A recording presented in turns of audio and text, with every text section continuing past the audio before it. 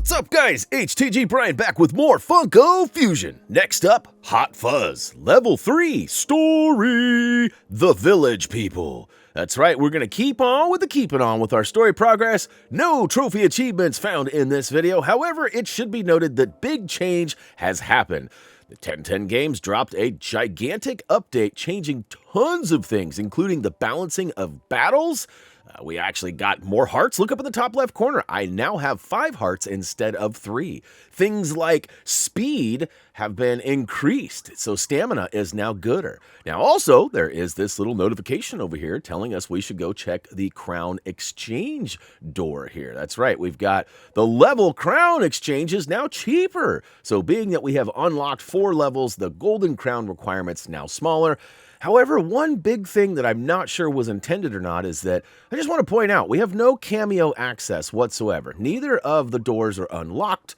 However, when we go into level 3 here where the cameo level exists, it's actually going to show us the icon indicated for the cameo experience, which we have not unlocked. It should be also noted that once we enter the level, we actually have things in our inventory that are not even here in the hub world right now. No weird edits have happened. I haven't done anything without you, but let's jump into a cutscene and see how this unravels.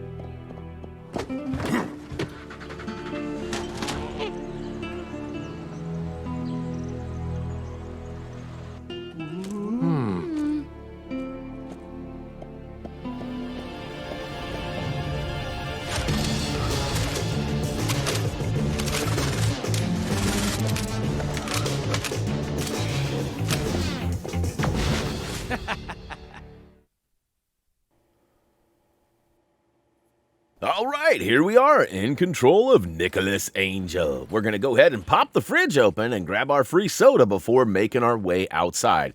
Notice, though, we have a couple of things in our inventory. We already had 1 soda. We just grabbed another, so those are fine. But there's a VHS gun and grenades. And, you know, this is my first time actually popping up the red mold machine to see what was going on there. We have grenades there, but I talked with Doug, and Doug said that's been there since the get-go. So I guess I just haven't found my way to the red mold machine yet, and that's good. You know, the less new things or strange things, the better.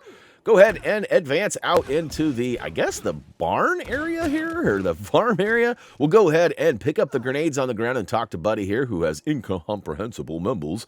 And, of course, we got a few baddies we need to erradiate, too. As we make our way around the corner, this is all familiar ground. We're just making our way back through to the town.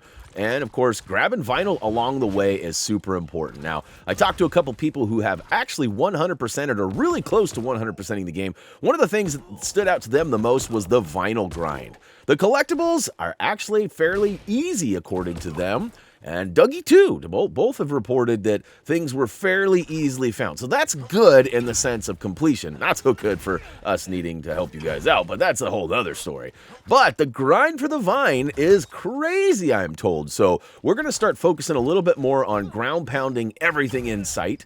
And, of course, making sure we grab as much vinyl as possible. So no more missing out on vinyl chests or anything like that. We're gonna get some all. We're gonna get some all.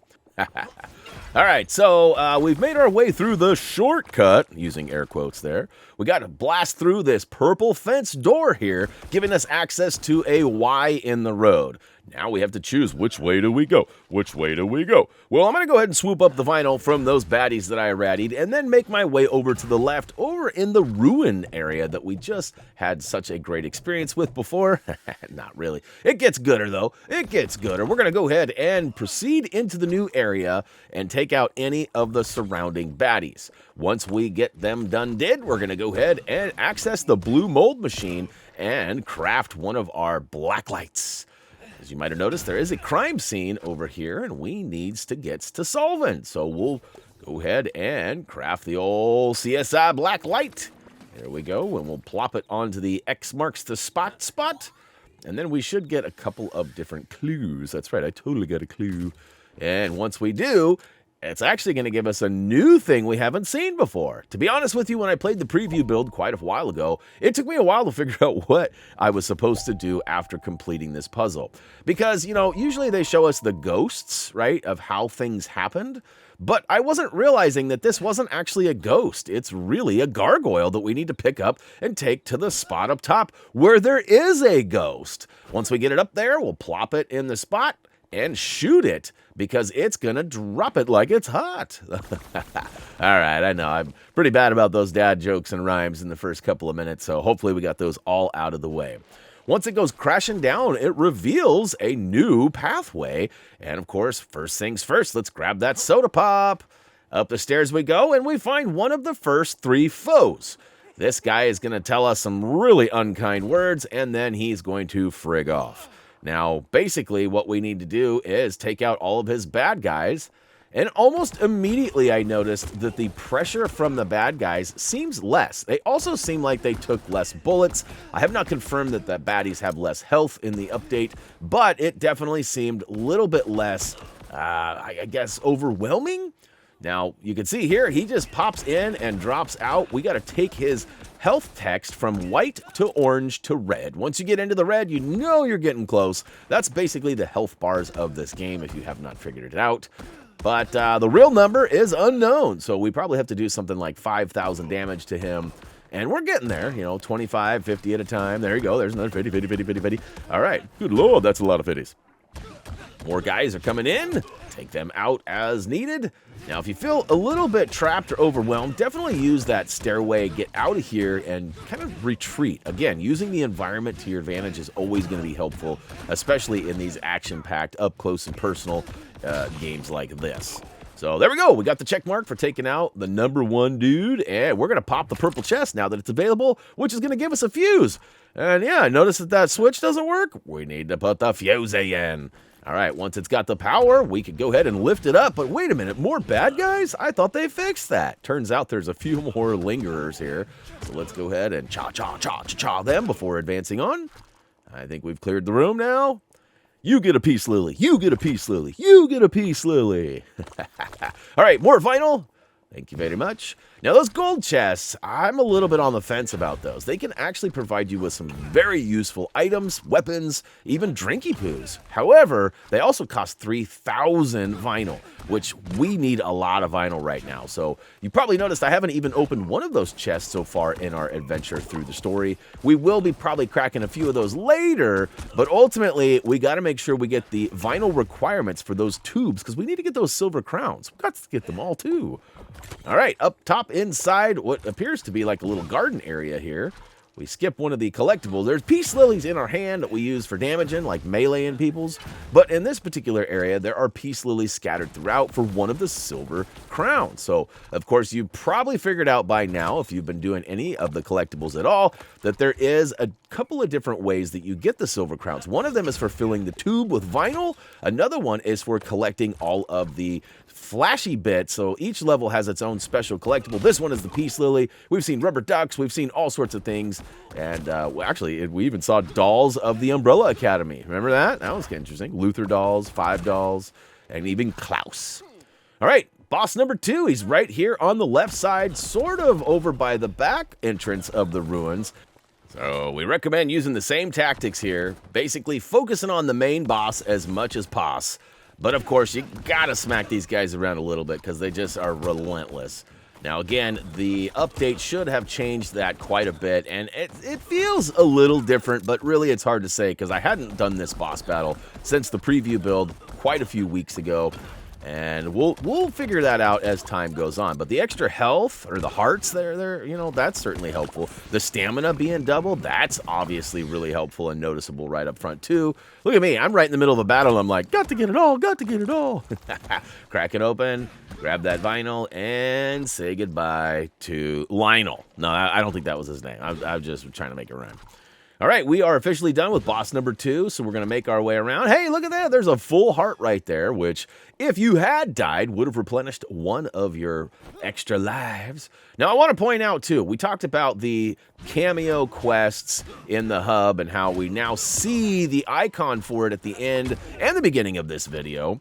And you can see it's still locked. We don't even have, like, we've not brought He-Man into any levels yet, which would need to crack the gold. And we don't even have a flamethrower yet, because I've noted that we haven't cracked open any of those gold chests. We haven't accidentally or luckily gotten a flamethrower. And of course, we haven't gone through the Thing level where we get the character with the flamethrower. So not even possible for us to unlock that cameo world. So it's a little weird that that's popping off. Now, it did come to my attention as we take out this boss. It's a rule of 3. He hops on an item. We got to shoot the purple item until it knocks him off. Once he's down with the tweets, go ahead and give him the biz.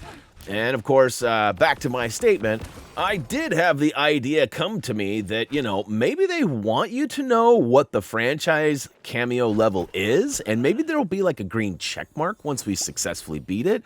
So, I mean, that's a possibility, but notice too, the red orb baddie spawned off in this back corner here. Now, I was late to the party, but we weren't planning on grabbing that anyways. I just wanted to note that real quick, just in case you guys were trying to get those now. All right, so we open the door with the fun key, but we find that the bar is on fire. We actually need to drop these barrels down on the bad guys. Now, if you go in there, it gets way chaotic, so I recommend staying outside and sort of cheesing this boss battle, because why wouldn't you? Now, you got to watch out for the side doors there, because I keep shooting the wrong things. Instead of getting my bullets into those purple circles, I'm actually hitting the door every once in a while, so keep dropping those barrels on the baddies until you see that red text. And there should be a little pop-up in the bottom right corner when they're both done did saying, grab the crown. Now inside, we're going to go ahead and do a bunch of ground pounds just to kind of see. Now, when I played my scouting run, I spent a lot more time smashing and grabbing vinyl than I did here. You can see I started off pretty aggressive and finished pretty aggressive, but in the middle points, I didn't worry about it too much other than the vinyl chests. I only got 60K here, which is not very much. I got over 100,000 in my scout run, so it's possible to get quite a lot more than I did. And here we go, we got the jaws popping up again. I'm not sure why that's showing, whether it's a display glitch or maybe an intention by 1010 to let us know that that's actually the one here, but we haven't got it. But it is weird that all the other ones don't have an icon until you successfully complete it. And it's also interesting that the icon for the Crown Exchange World Door has also popped back up again. So we've officially completed level 3. We are accessing the next level soon.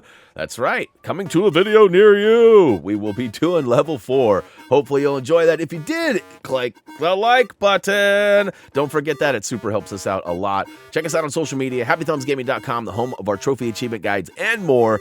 As for me, guys, that's going to do it. As always, until next time.